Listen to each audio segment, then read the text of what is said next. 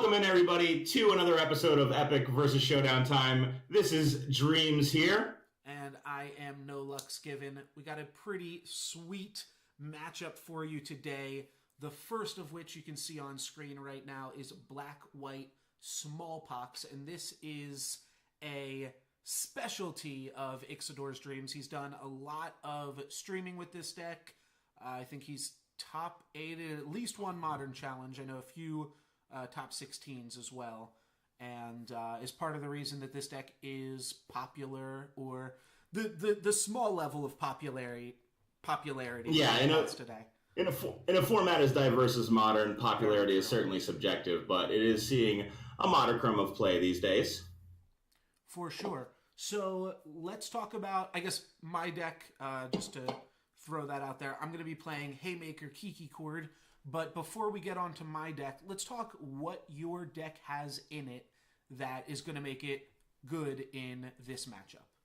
Yeah, so the interesting cards against a deck like Kiki Chord are obviously spells like Collective Brutality, which have maximum value when dealing with mana producers such as Birds of Paradise and Noble Hierarch, combined with the fact that in general, Kiki Chord decks are playing the aforementioned Chord of Calling, and now in these cases playing cards like Eldritch Evolution as opposed to Collective Company, whereas both cards are really great. You can use 2 modes on Brutality and kind of take a big chunk of tempo away from the Kiki Chord player, which isn't to speak to the fact that our mainstay of the deck, Smallpox, is also incredibly good against the Mana Dork decks of the format. Turn 1 Noble Hierarch off of a land into a turn 2 Smallpox can be a pretty devastating combination, setting them back 2 mana sources and a card in hand. While we, of course, are not losing any advantages by having cards like Bloodghast and Lingering Souls to discard, having land like Flagstones of Chakar or Urborg to help offset the land sacrifice aspect, as well as playing literally 2 creatures named Bloodghast, so we're almost never hampered by the sacrificing of a creature portion of the Smallpox effect. That's taking symmetry and making it screw you, opponent. Yeah, I think Smallpox is potentially at its best when your opponent has to sacrifice a Forest and a Birds of Paradise. That feels like when it's the strongest sometimes. Yeah, absolutely, and not for nothing, but Smallpox is trying to play an attrition game. So when the opponent starts off on turn 1 creature is going to be the most value you can possibly get from your Smallpox, and if you curve out properly with a thing like a turn 1 discard spell followed up by a turn 3 Liliana, then suddenly the game starts to get out of control and snowball very quickly. Yeah. But yeah, I think that Smallpox is very well positioned against Noble Hierarch decks in general. We also have a little bit of good sideboard flair here for the Kiki deck. We've got some sweepers in the form of Damnation, a pair of Shadow of Doubts. I played this past weekend in a top 16 performance because of the rise of Valakut Titan Shift.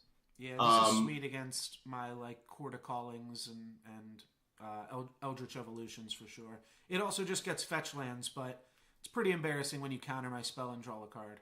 Yeah, it's definitely one of the more underrated sideboard cards in all of Modern, honestly, because the card has so much versatility, even playing against decks like, for instance, Jund Death Shadow, where they're on mono fetch lands and traverse the Uvenwald. It's kind of a blowout when you're Smallpoxing their lands away, and then they go to get another land, and you take that land away too while replacing the card. You're absolutely right. The card is very flexible. I gotta say, I didn't see the Flaying Tendrils in your sideboard until now. Did you miss that? You can't play that card. I'm pretty sure that's the saucy bit right there. That's not okay. That card's really, really gonna get me when we get into sideboarding. It's only a 1-of, so hopefully I can just dodge it. And we'll talk a little bit more about sideboarding after game 2. We're gonna do a best of 5 here. 2 games not sideboarded. Then we'll have a video where we each separately talk about our own sideboarding, and then we'll play games 3 through 5. And we'll play the full 5 games, even if I beat Dreams in the first 2, or even if I beat him in the first 3. Aren't you a wishful thinker? I guess I should also say that, or I think I did, that you've got a lot of the challenge and stream VODs up on your channel. So if you want to hear more about the deck, or if you want to see more gameplay from Dreams with this deck, feel free to check out his channel, and my channel's the same. I've just started streaming with Haymaker Kiki Chord, and I also just uploaded a 1 hour kind of full in-depth look video deck tech. So we don't have to get too into my thoughts on my deck now, but we can. But what you should all know is that the No Lux is probably the foremost player of Kitchen Finks in the entire world. I'm pretty sure that No Lux opened this at a pre-release and just never took it out of any 75 that he's registered in the past 10 years. Yeah, I love this card a whole bunch. It's pretty sweet. I even had to find room for a second one, which is kind of a metagame call in general. I think it will be a little bit better than the 4th Fiery Justice against Dreams. In case you haven't seen this deck, calling it Haymaker Kiki Chord, pretty much because in addition to the typical Kiki Chord deck stuffs that it's got going on, it plays a bunch of Fiery Justice and Blood Moon to kind of mess with people's day, and then it's got a whole bunch of other random sweet cards. Do any of these other cards stand out to you here, Dreams? I would say that Avalanche Riders is a hell of a Magic card, and in this deck especially, because what you're doing, like you mentioned, is you've got access to essentially a trillion Blood Moons. By having 4 copies in the main deck, an additional Magus of the Moon that is tutorable off all 3 copies of Eldritch Evolution and all 3 copies of Court of Calling, you're suddenly playing roughly 11 copies of Blood Moon. So he's able to get the Moonlock pretty well. And then additionally, Avalanche Riders takes away all hope that an opponent might have had they been wise enough to fetch out their basics early to try to play around said Blood Moon. Avalanche Riders comes down and wrecks that plan, and having flicker effects like Restoration Angel really just put it over the top into the, you're not going to get to cast spells this game anymore, bro. That's definitely going to be what I'm looking for. I also have a lot of creatures that are good against Liliana and Smallpox with Kitchen Finks and Voice of Resurgence. They can kind of just eat up a thing there. One thing I did think was kind of funny, because your deck is playing a little bit of a weird mana base. You're playing these cards that look like they're swamps, but they say Urborg on them, and these cards that look like they're plains, but they say flagstones on them. You're kind of opening yourself up to some non-basic land hate from Magus of the Moon and Blood Moon here, more than a 2-color deck might need to. Absolutely right, and that's part of the gist of playing Smallpox. In order to have those super combos like turn 2 Smallpox with flagstones out, obviously the land does not produce black, so you need to mitigate that by playing a full play set of Fetid Heaths and usually 3 Urborgs, which, like you said, they may look like plains and swamps, and in fact turn things into swamps or search for plains, but they are not basic lands, and they do not like Blood Moon very much. One other thing that I noticed was that obviously Revelark is going to be insane against any grindy value decks like yours, but also Kiki Jiki doesn't really get hit by Fatal Push, and your deck isn't running Path to Exile. Right. So you land a Kiki on the board, and it's going to be pretty difficult to me to deal with that. Essentially, you're going to force me to have the Revolt Fatal Push for the Restoration Angel to have any shot at not just losing to the combo on the spot. So you're not wrong. If you don't have a fetch land up, I can go end step, resto, untap Kiki. That's not really going to be something that you'll be able to interact with. It is something, however, that does cost me 5 mana or more to get out onto the battlefield. Right. So hopefully, as you're alluding to, I'll be able to deny those mana sources from you so that you'll never get 3 red mana to get Kiki or have a creature to Eldritch into Kiki. You kind of said that like an evil villain. You're like, you'll never get to cast your Kiki Jiki. But no, seriously, you're never going to cast Kiki Jiki or I'll kill it. Yeah. With I don't know how I'll do it, but I will kill it. I'll find a way. We'll see about that. We'll see. All right. I think that is enough trash talking and pregame. Oh, I guess we could look at my sideboard stuff a little bit. Yeah, you got some sweet ones here. I don't know if it's sideboard video is. I don't know if it's really fair to play Chameleon Colossus, Mr. Flaying Tentacles, Whiny Pants. Yeah, I guess that is a consolation. What is this? Jesus! Glasses in my sideboard.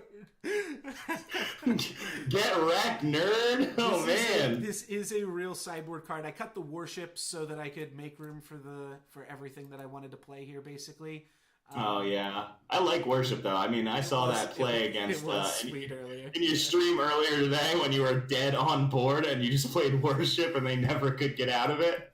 Yeah, that was pretty nuts. Alrighty, I think we should hop into the games here. I'm gonna send you a challenge. How does that sound? Sounds great. Cool. And all right, let's get into game 1 here. For the first game, we'll just let Magic Online determine who is going to be on the play, and looks like the Birds player. Yep, not so bad. Yeah, that's pretty good because on the draw, his Smallpoxes are a lot worse for me.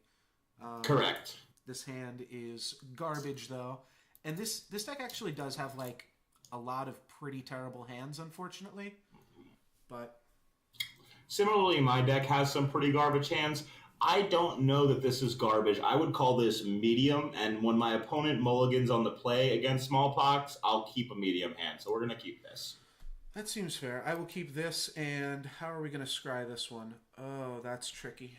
That's tricky. Scrying on the play always puts you in such a weird spot, right?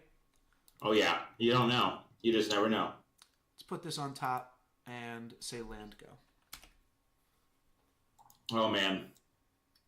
Windswept Teeth, also known as the best land in Magic the Gathering history. That's a pretty tough start. I'm going to have to do something about this. Love me a Windswept Teeth. Not the worst draw. I think that I'm supposed to play... for my upside. So we'll go ahead and start with this Fake Plains and say go. Ooh, okay. So we got a Smallpox on the horizon here. Oh, you better hope not. So I decided to not crack my fetch land there end of turn because we scried a Noble Hierarch to the top here. Ooh, that's going to let us get out ahead of a potential Smallpox here a little bit. Goodness gracious. Well, that is a pretty good turn 2 for that. If he's worried about Smallpox in this situation, it's certainly a good turn 2. I think that we slow ourselves down a bit, but what we're going to do is play for the value. So let's choose 2 modes. Oh, okay. And we'll say, I want to see your hand. I want to kill the noble. Discard a card. Always tough to choose in a spot like this. I think our option is this or this, but this is going to help out with this. So I think we're going to go and discard this one. Cast out. I didn't even see that in the deck list. Oh dear. Oh dear. What a hand. Unfortunately, yeah, you are going to get a 2 for 2 here. You are going to be able to take a Chord, but we are going to be able to Magus you hopefully out of the game forever. I mean, we're going to need to draw some cards here, folks.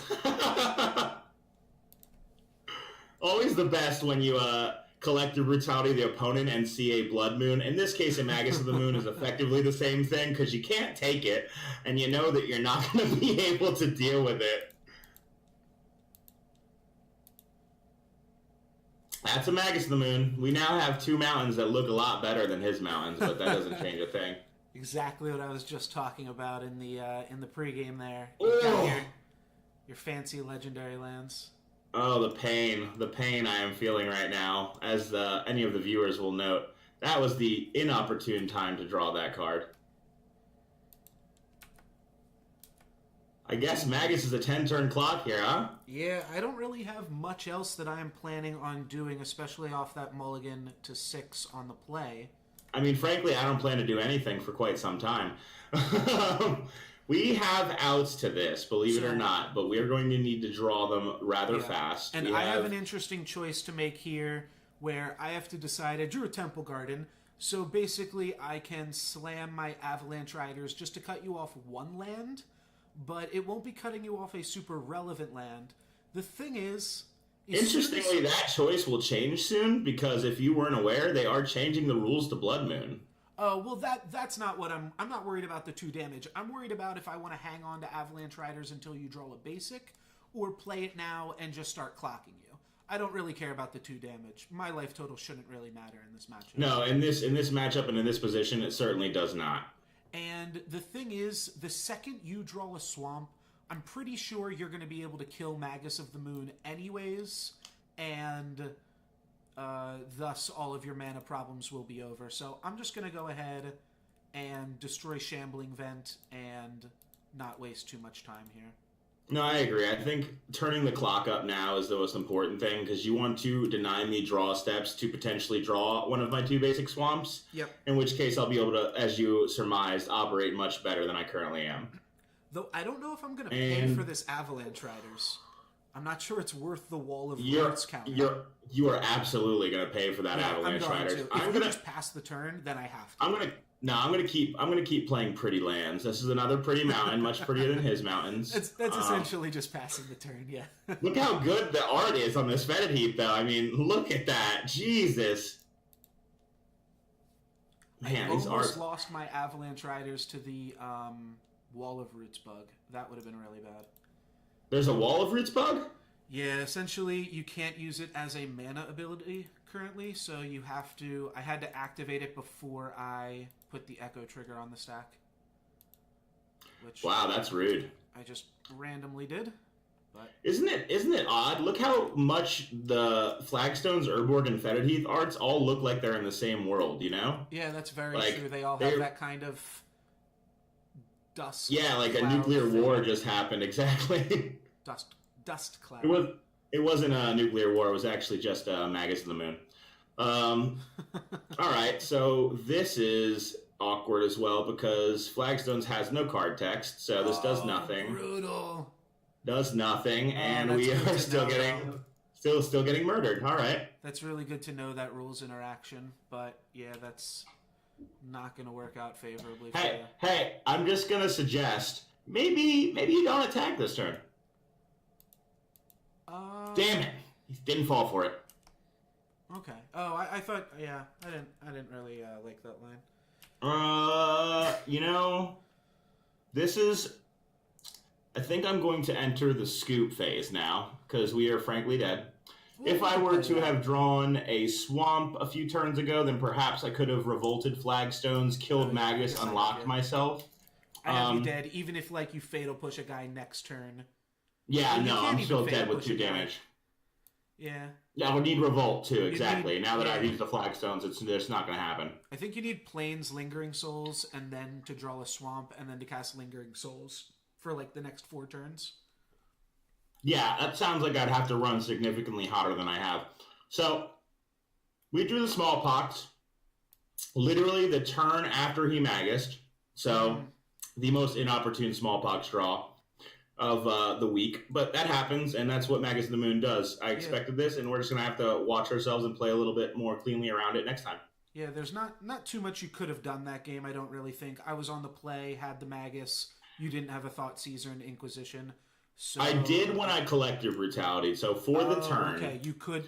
I drew exactly. I could have done it turn 2, but Brutality looked to be the better play. Thinking back on it now, it would have been smarter knowing that you run 5 moons. That's true too. Yeah, just always play around Blood Moon. Always run out the discard spell. Yeah, exactly. That necessarily didn't cost me the game or anything though, because I do still have this Oblivion Ring in my hand, even though I discarded the cast out. So I was putting myself in line for the old grab a Marsh Flats, get the plains, unlock yourself, but you just had the moon right on time, bro. Yep. Alrighty. Well, that is game 1, and we will see you guys for game 2. See you soon, guys.